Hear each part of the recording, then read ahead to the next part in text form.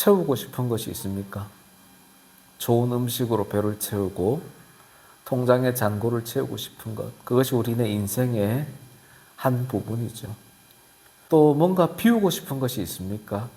속이 불편한 사람은 가스알명수, 베나치오를 먹으면서 속을 비우고 싶어 하죠. 인생은 어쩌면 비우고 채우는 과정에 반복되는 것이 인생이라 생각이 됩니다. 그 과정에서 어느 것이 더 비중을 차지하느냐에 따라 삶이 달라지죠. 인생 속에서 우리 그리스도인들은 세상의 것과 하나님을 채우고 살아갑니다.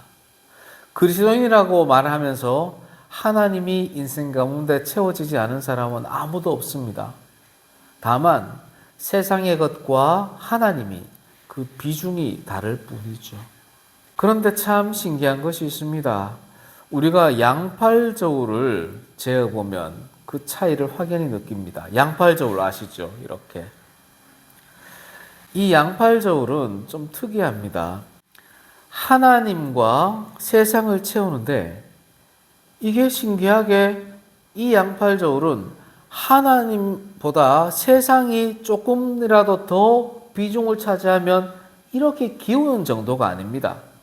완전히 180도로 서버립니다. 초등학교 때 우리가 실험을 할 때 깜짝 놀랐잖아요. 95g짜리와 100g짜리를 무게 달면 이 정도 기울겠네? 상식적으로 이렇게 생각하잖아요. 그런데 무게 중심이 정해져 있는 이 양팔저울은 1g이라도 무거운 쪽으로 완전히 꺾여 세워져 버립니다. 그래서 양팔저울을 통해서 우리의 삶의 기준을 측정해 보면 내가 어떻게 살아야 되는가, 세상을 중심으로 살아야 되는지 하나님을 중심으로 살아야 하는지를 절실히 느낄 수가 있습니다. 그래서 예수께서는 하나님과 세상을, 하나님과 재물을 동시에 섬길 수 없다라고 확정해 주신 겁니다. 오늘 본문 말씀은 예수님께서 귀신을 쫓아내 주시는 장면입니다. 14절입니다. 예수께서 한 말 못하게 하는 귀신을 쫓아내시니 귀신이 나가매 말 못하는 사람이 말하는지라. 아멘. 이 장면을 보고 사람들의 반응은 참 다양합니다. 대부분의 사람들은 이 모습을 보고 와 놀랍니다. 와, 예수님 대단하시다. 그런데 또 어떤 사람들은 딴지를 걸지요. 누구겠어요? 서기관들, 바리새인들, 유대교 지도자들이죠. 이들의 반응은 역시나입니다. 15절입니다. 그들 중에 더러는 그가 귀신의 왕 바알세불을 힘입어 귀신을 쫓아낸다. 이렇게 주장을 합니다. 또 일부는 16절에서 예수를 시험하여 하늘로부터 오는 표적을 구하니, 지금 귀신을 쫓아내는데도 불구하고 이 사람들은 하나님의 또 다른 표적을 요구하고 있습니다. 어떻습니까? 우리의 모습과 비슷하지 않습니까? 우리가 신앙생활하면서 이런저런 은혜를 받죠. 그 순간 우와 감사합니다 그래 놓고 조금 지나면 하나님 또 다른 은혜를 좀 주시지요. 또 다른 표적을 보여봐 주시지요. 그렇게 요구하는 것이 우리네 모습 아닐까요? 오늘 본문에 등장하는 많은 사람들이 예수님의 기적을 보면서도, 예수님의 표적을 보면서도 또 다른 표적을 요구하고, 심지어 이야 바알세불을 통해서 귀신을 쫓아내는구나 폄하해버리는 그런 모습들이 어쩌면 우리의 모습과 비슷할 때가 많습니다. 사람들의 이런 모습을 다 아시고 예수님께서는 이렇게 선포하십니다. 20절입니다. 내가 만일 하나님의 손을 힘입어 귀신을 쫓아낸다면 하나님의 나라가 이미 너희에게 임하였느니라. 아멘. 너희들이 바알세불을 힘입어 쫓아낸다고 하지만 아니다. 귀신이 귀신을 쫓아낸다면 그 귀신의 집이 성하겠느냐. 너희들 유대인들 퇴마사들 중에, 유대인 축기사들 중에도 귀신을 쫓아내지 않느냐. 너희들 그거를 바라지 않느냐. 그러면 그들도 다 바알세불을 힘입어 쫓아내는 거냐? 아니지 않느냐? 정말 너희들이 그렇게 주장한다면 그 퇴마사들이, 그 축기사들이 너희들 심판할 거야. 그들이 귀신을 쫓아내는 건 너희들 하나님의 능력을 인정하지 않느냐? 내가 지금 너희들 앞에서 하나님의 손을, 하나님의 능력을, 하나님의 말씀을 힘입어 귀신을 쫓아내고 있는데 이것이 곧 이미 하나님의 나라가 너희에게 임하였다는 증거니라. 이렇게 선포해주고 계십니다. 이쯤 되면은 우리는 어떻게 합니까? 아멘.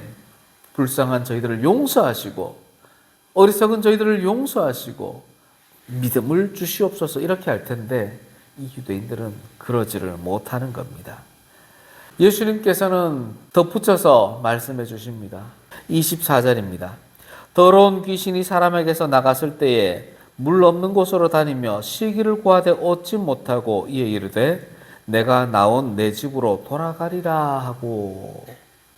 예수님께서는 귀신의 속성을 정확하게 말씀해 주십니다. 내가 누군가의 삶에, 누군가의 마음에, 누군가의 육체 안에 거하고 있었는데 예수님의 말씀에 의해, 하나님의 손에 의해 쫓겨났다가 갈 데가 없으면 내가 쫓겨났던 그 집을 다시 살피게 된다는 것입니다. 그게 귀신의 속성이라는 겁니다. 귀신이 물 없는 곳으로 다닌다는 것은 귀신이 살만한 곳을 얻지 못했다는 겁니다. 귀신이 쉴만한 곳을 얻지 못하고 있다는 겁니다. 그러면 옛집으로, 예전에 있던 곳으로 돌아가고자 하는 것이 귀신의 속성이라는 겁니다. 귀신이 옛날에 있던 그 사람에게로 돌아와 보니 우와, 이게 웬걸? 집이 수리되어 있고 청소되어 있습니다. 예수님께서는 그 귀신을 쫓아내 주면서 그 사람이 하나님을 섬기며 하나님 말씀 안에서 살기를 원했는데 그 사람이 여전히 빈집 상태로 그대로 놓아두고 있다면 그곳에 쫓겨났던 귀신이 다시 돌아와서 살게 된다는 겁니다. 그런데 이번에는 귀신 혼자 오는 것이 아니라 수많은 귀신을 쫓아내었던 그 사람의 삶을 완전히 장악할 수 있는 탄탄한 귀신의 세력들이 그에게로 들어가서 그를 지배하고 만나는 것을 예수께서 말씀하고 있는 겁니다.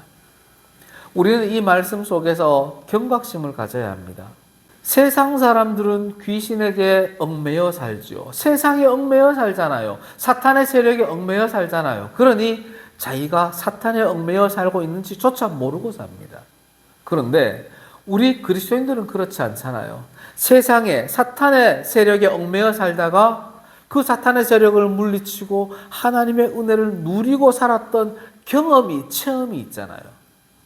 그런 우리에게는 쫓겨났던 귀신이 되돌아올 때는 더 큰 무장을 하고 더 큰 세력으로 우리에게 달겨든다는 겁니다.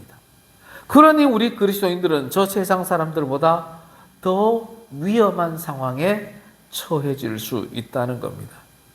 빈집에 아무것도 채우고 있지 않으면. 예수께서는 이렇게 귀신을 쫓아내 주었는데도 불구하고 하나님의 말씀을 채우지 않고 하나님의 손을 채우지 않고 하나님의 능력을 채우지 않는 이 사람들을 향해서 꾸짖으십니다. 어떻게? 악한 세대라고 꾸짖으십니다. 이 말씀을 듣고 감동받은 한 여인이 외칩니다. 27절입니다. 당신을 뵌 태와 당신을 먹인 젖이 복이 있나이다. 마리아를 향해서 축복하는 겁니다. 감사한 일이죠. 누가복음 1장 42절입니다. 엘리사벳이 마리아를 축복하는 장면입니다. 여자 중에 네가 복이 있으며 네 태중에 아이도 복이 있도다. 아멘. 마리아가 자기 자신을 축복하는 장면입니다. 누가복음 1장 48절입니다. 보라, 이제후로는 만세에 나를 복이 있다 일컬으리로다. 아멘. 맞습니다. 예수님을 잉태하고 예수를 저주로 먹인 이 마리아는 복된 사람입니다. 이 외치는 여인의 소리가 잘못된 소리가 아닙니다. 맞는 말입니다. 그런데 예수께서 지금 원하시는 말씀은 이 말씀이 아닙니다. 마리아가 복되다 이 말을 원하는 것이 아닙니다. 예수께서 28절에서 이렇게 선포하십니다.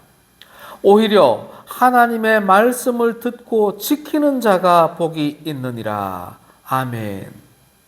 앞의 장면을 떠올려 보십시오. 예수님께서는 귀신 들린 자에게서 귀신을 쫓아내 주었습니다.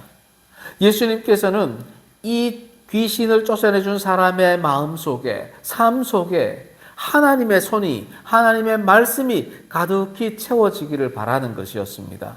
그런데 그 삶 속에, 그 마음 속에 하나님의 말씀을 채우지 않으면 악한 세력들이 들어와서 이 사람을 더 힘들게 하고 더 악하게 만든다고 예수님이 선포하셨습니다.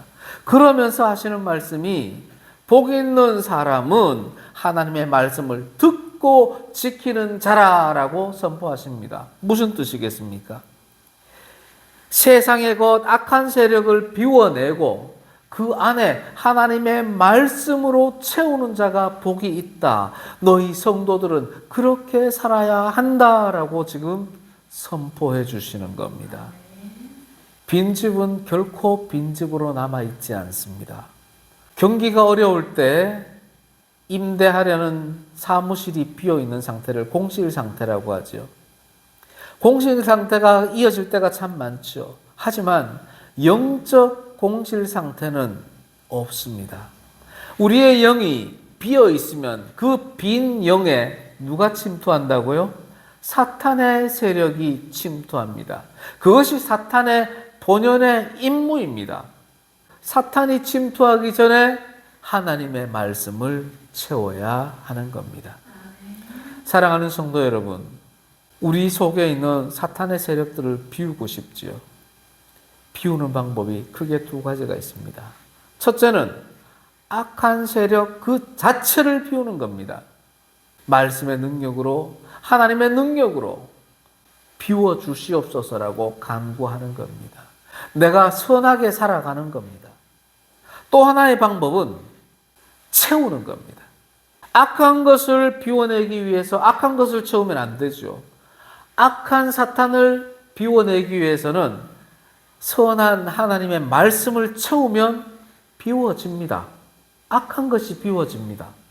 그래서 비움과 채움은 별개의 것이 아니라 하나님의 말씀을 채우면 악한 사탄의 세력을 비워내게 되고 자연스럽게 하나님의 능력이, 하나님의 말씀이 차곡차곡 채워지는 겁니다.